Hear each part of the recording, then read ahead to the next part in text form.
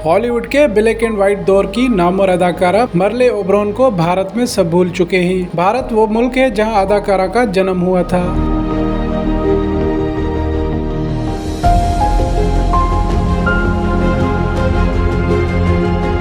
Hollywood की मारूफ classic film Wuthering Heights में मरकजी किरदार अदा करके शोहरत हासिल करने वाली मर्ले ओबरॉन 1911 में मुंबई में एक एंग्लो इंडियन खानदान में पैदा हुई थी। लेकिन हॉलीवुड के सुनहरी दौर में बतौर एक स्टार उन्होंने अपने माजी को छुपाए रखा और जिंदगी भर खुद को सफेद फाम जाहिर करती रही। अमेरिका में मुकीम मुसन्निफ और माहिर तालीम मेयोक सेन सन 2009 में उनका नाम सुनकर उस वक्त चौंक गए जब उन्हें पता चला कि ओबरॉन जनूबी एशियाई निजात पहली अदाकारा थी जिन्हें फिल्मी दुनिया के सबसे बड़े ऑस्कर अवार्ड के लिए नामजद किया गया था। मर्ले ओबरॉन सन 1911 में मुंबई, जो अब मुंबई कहलाता है, में पैदा हुई। उनकी वालदा सिन्हाला और माओरी नस्ल से थीं जबकि उनके वालिद बरतानवी थे। सन 1914 में ओबरॉन के वालिद की वफात के बाद यह खानदान सन 1917 में कलकत्ता, मौजूदा कोलकाता, मुंतकिल हो गया। सन 1920 में उन्हें कलकत्ता थिएट्रिकल सोसाइटी के जरिए अदाकारी का मौका मिला। ओबरॉन ने अपनी पहली फिल्म दी डार्क एंजल देखी जो एक खामोश फिल्म थी। इस फिल्म की अदाकारा विल्मा बन्की से मुतासर होकर इन्होंने अदाकारा बनने का फैसला किया। एक आर्मी कर्नल ने उन्हें एक फिल्म साज रेक्स इनग्रम से मुतारिफ करवाया जिसके बाद वो 1928 में फ्रांस चली गईं। रेक्स ने इन्हें अपनी फिल्मों में छोटे मोटे रोल्स दिए। ओबरॉन की वालदा शार्लेट सेल्बी, जिनकी जिल्द ब्राउन थी, उनकी खादमा के तौर पर उनके साथ रहने लगी। सन 2014 की एक दस्तावेजी फिल्म द ट्रबल विद मार्ले में बाद में पता चला कि सेल्बी दरहकीकत ओबरॉन की वालदा नहीं, दादी थी। ओबरॉन सेल्बी की बेटी कॉन्स्टेंस के यहाँ 9 उम्री में पैदा हुई थी और मुबैना तौर पर दोनों की परवरिश कुछ बरसों तक बहनों की तरह हुई थी। ओबरॉन को पहला बड़ा मौका फिल्म साज सर अलेक्जेंडर कोर्डा से मिला, बाद में जिनके साथ उन्होंने शादी कर ली थी। अलेक्जेंडर ने अपनी film private life of Henry the eighth में इन्हें एना बोलिन के तौर पर कास्ट किया। मुबैना तौर पर कोर्डा की पब्लिसिटी टीम को ओबरॉन की नस्ल की वजाहत के लिए एक कहानी ईजाद करनी पड़ी। तस्मानिया को उनकी नई जाय पैदाइश के तौर पर मुंतखब किया गया था क्योंकि ये अमेरिका और यूरोप से बहुत दूर था और आमतौर पर उसे बरतानवी ही समझा जाता था।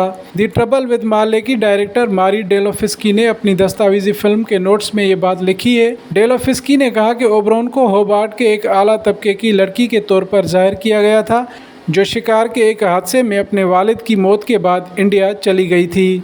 ताहम ओबरॉन जल्द ही तस्मानिया में मकामी रिवायात का एक बुनियादी हिस्सा बन गईं और उनके बाकी कैरियर के दौरान ऑस्ट्रेलियाई मीडिया ने फ़ख्र और तजस्सुस के साथ इन पर गहरी निगाह रखी। उन्होंने तस्मानिया को अपना आबाई शहर तस्लीम किया लेकिन कलकत्ता का जिक्र शाज़ो नादर ही किया।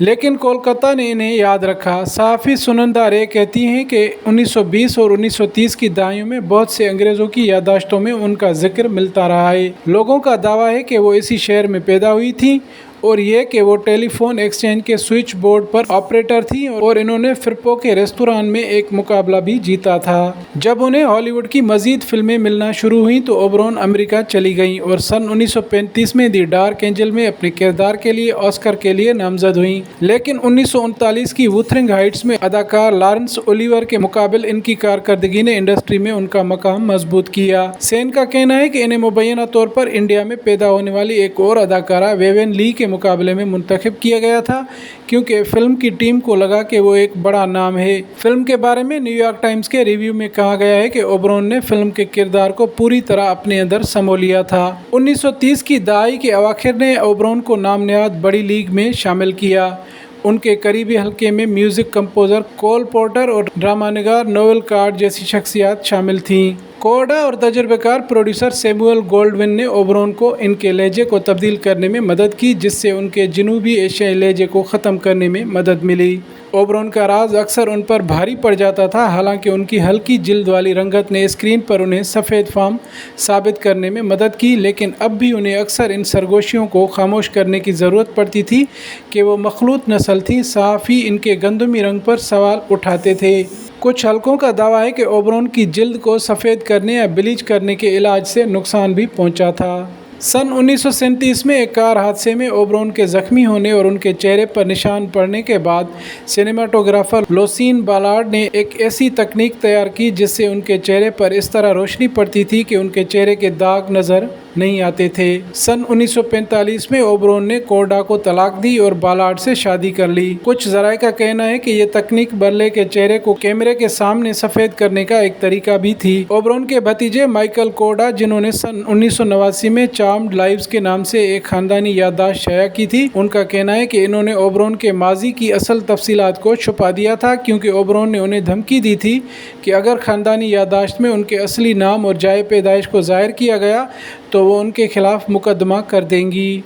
एक इंटरव्यू में उनका कहना था कि मैंने सोचा था कि पुलों के नीचे से काफ़ी पानी गुजर चुका है, लेकिन वक्त गुजरने के बाद भी अपने माजी के बारे में बहुत ज़्यादा मोहतात थी। सन 1965 में जब ओबरॉन को मालूम हुआ कि मकामी सहाफ़ी उनके माजी के बारे में तजस्सुस का शिकार हैं, तो उन्होंने अपनी अवामी तकरीबात मनसूख कर दी और ऑस्ट्रेलिया का दौरा मुख्तसर कर दिया।